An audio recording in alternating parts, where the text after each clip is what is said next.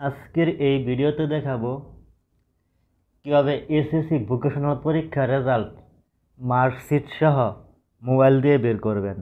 সেটি করতে চাইলে আপনাকে চলে যেতে হবে আপনার মোবাইলের যে কোনো একটি ব্রাউজারে। আমি চলে যাব আমার মোবাইলের গুগল ক্রোম ব্রাউজারে।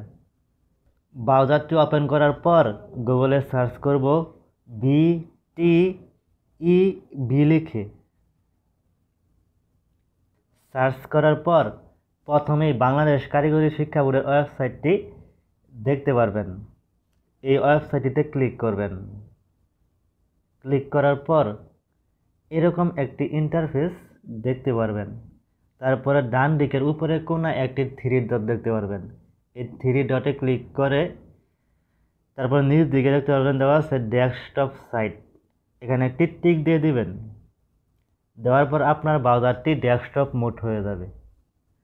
তারপরে এই উপরের লাইনে রেজাল্ট নামের একটি অপশন দেখতে পারবেন।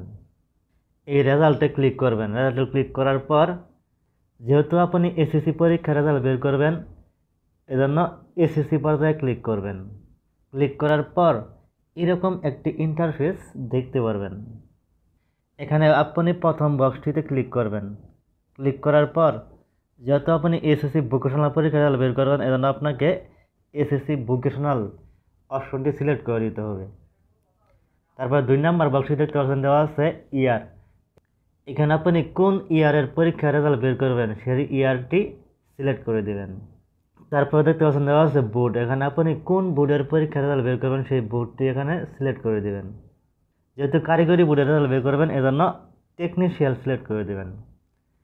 দেওয়ার পর আপনার রোল নাম্বারটি দেবেন।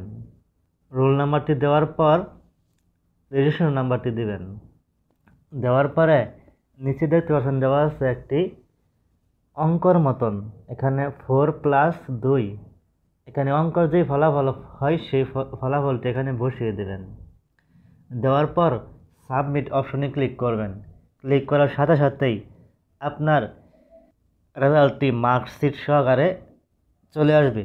এভাবেই খুব সহজে আপনি আপনার এসএসসি ভোকেশনাল পরীক্ষার রেজাল্ট বের করতে পারবেন।